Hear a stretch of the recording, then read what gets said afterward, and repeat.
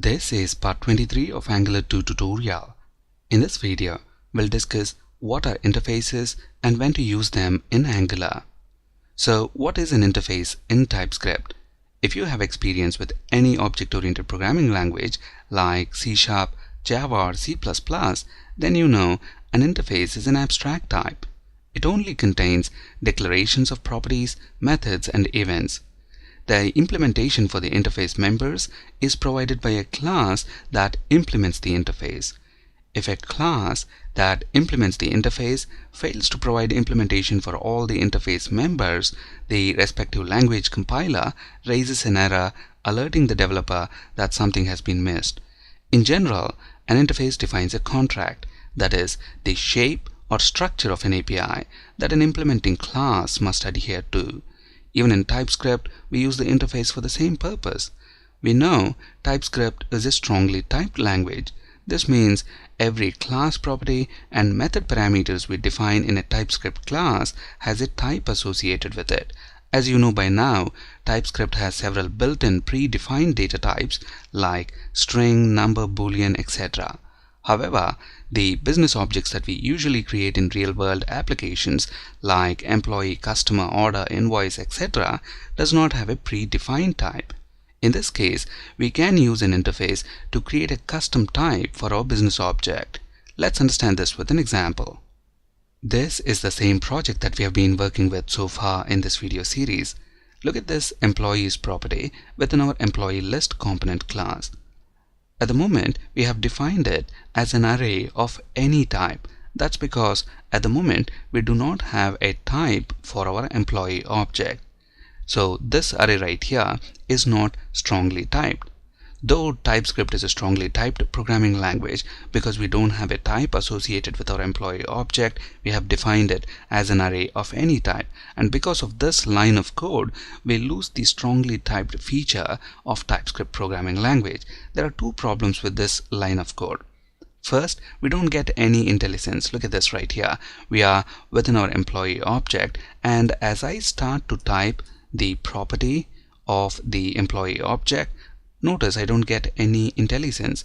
Because we don't get any IntelliSense, it's very easy to make typographical errors. At the moment, I have misspelled name property, and Visual Studio is not able to complain that we have made a mistake. And we will not come to know about these type of typographical errors at compile time. We'll only come to know about them at runtime. And the same is true even right here. So here we are filtering the list of employees, and we know in this case E is an employee object. Notice when I type E dot, because the employee object is not strongly typed, we don't get any IntelliSense. Because we don't get IntelliSense, it's very easy to make typographical errors. Again, here we have misspelled gender, and again Visual Studio is not able to complain us about that error. So let's see what happens. Let's save our changes and reload a web page. Notice the male gender count right here, it's 0, and look at the name of the first employee, it is undefined, and this is because of the typographical errors we just made. It would have been much better if we knew about these errors at compile time rather than at runtime. So let's see how to achieve this by defining a type for our employee object. To define a type for our employee object, we are going to make use of TypeScript interfaces. We'll have the interface in its own file. So first, to our employees folder, let's add a new TypeScript file. And I'm going to call this employee.ts. And within this file, we will have our interface for the employee object. First, let's use the export keyword so this interface can be exported and other components can import and use it if required. And then we use the interface keyword to create an interface. And then the name of the interface. It's a very common convention to prefix the name of the interface with capital letter I. And then the name of your interface. In our case, we are defining an interface for an employee object, so I'm going to call it iEmployee. One thing to keep in mind is that not all developers follow this convention of prefixing the interface name with capital letter I. In Angular itself, there are few interfaces which doesn't follow this convention. For example, there is an interface called onInit. So let's type the name of the interface. This is present in Angular core, so on in it, and when we right click on this and go to the definition, as you can see, it's an interface, but its name is not prefixed with capital letter I. I personally prefer to use the I naming convention. Now let's complete our interface. So if you look at our employee object, it has all these properties: code, name, gender, annual salary, date of birth. So within our interface, let's include the property names and their types. Code, this is going to be of type string. Similarly, let's include the other properties as well: name, gender, annual salary, and date of birth.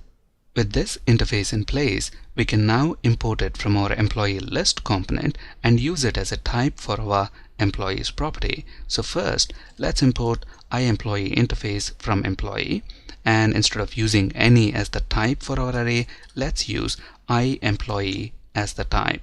And look at this. As soon as this change is done, look at these two typographical errors that we made. The property names are immediately flagged as errors, and we even get IntelliSense. Look at this. As I start to type, it shows name property within IntelliSense, and here also we get IntelliSense e dot, and we see all the properties of the employee object, and we want to use gender property. So let's save our changes and reload our web page. Notice now everything works as expected. Now let's discuss a few concepts related to TypeScript interfaces. At the moment, we only have an interface. Let's now create a class which is going to implement this interface. Now to create a class, I'm again going to use the export keyword so other components can import and use this class if required, and then the class keyword, and then the name of our class. Let's call our class employee. And to make this class implement this interface, we use the implements keyword and then the name of the interface that we want to implement. We want to implement iEmployee interface. Notice we already have a red squiggly indicating that we have an error, and look at what the error message says: class employee incorrectly implements interface iEmployee. So let's include declarations for all of our mandatory interface properties within our class, and the moment we do that, the error goes away. Now let's create a constructor to initialize these public fields that we have within our class. To create a constructor, we use the constructor keyword. And then let's include parameters for the constructor. Using these parameters of the constructor, we are initializing the public fields of our class. And to do something so common, look at the amount of code that we have to write within our class. To reduce this code, TypeScript provides us a shorthand syntax. With the shorthand syntax, we don't need all these public properties here, so we can get rid of them. And similarly, within the constructor, we don't need these lines of code. And for each property, we use the public keyword because we want these properties to be public. So let's do that for all the properties. Let's bring annual salary and date of birth to the next line and use public on those two properties as well. And notice the error goes away. This shorthand syntax is not limited to just public properties of the class. We can also use it with private and protected class properties. Right here we have another class with two private properties, first name and last name, and here we are using the constructor parameters to initialize these two private properties, first name and last name. To reduce the amount of code, we can use its shorthand syntax, so we don't need these two lines right here, and within the constructor we don't need these two lines either. And on the constructor parameters, since we want these properties to be private for the class, we use private access modifier like that. And we can also use this shorthand syntax with protected members if required. Now this class is included just to demonstrate this. We don't need this anymore, so let's delete that. An interface can also contain methods. At the moment, our interface has only properties. Let's include a method within our interface. So we're calling the method compute monthly salary, which takes in annual salary as a parameter and returns monthly salary, which is also a number. And look at this, we already have a red squiggly here underneath the employee class. That's because we have an interface method, but the class has not provided the implementation for that method yet. So let's go ahead and provide implementation for that method. So all we want this method to do is return monthly salary. So let's divide annual salary by 12 and return whatever we get. So now notice the red squiggly goes away. An interface in TypeScript can also have optional properties. Let's look at an example. Now let's include a new property, department. Now this department property here is not optional, it's mandatory. And look at the error right away. So employee class incorrectly implements interface iEmployee. Property department is missing in type employee. But let's make this property within our interface optional by including a question mark. And the moment we do that, the error goes away. Notice we don't have the red squiggly. That means for an optional property, we don't have to provide the implementation within the implementing class. For our example to work, we don't need this optional departments property, we don't need this compute monthly salary method, and we don't need this class either. So let's delete all of them, save our changes. I've included all those to explain some of the concepts related to interfaces in TypeScript. In TypeScript, use the interface keyword to create an interface.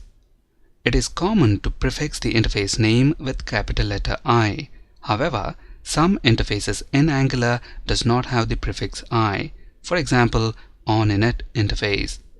Interface members are public by default and does not require an explicit access modifier. It is compile time error to include an explicit access modifier. So if you look at the interface members right here, notice we haven't specified any access modifier. If we specify an explicit access modifier like this, we get a compile time error. Notice we have a red squiggly. Public modifier cannot appear on a type member. So we don't require an explicit access modifier on an interface member. They are public by default. A class that implements an interface must provide implementation for all the interface members unless the members are marked as optional using the question mark operator. Use the implements keyword to make a class implement an interface. TypeScript interfaces exist for developer convenience and are not used by Angular at runtime. During transpilation, that is, during the process of converting the TypeScript code to JavaScript, which the browsers can understand, no JavaScript code is generated for an interface. It is only used by TypeScript for type checking during development. To reduce the amount of code you have to write, consider using shorthand syntax to initialize class properties with constructor parameters. Thank you for listening and have a great day.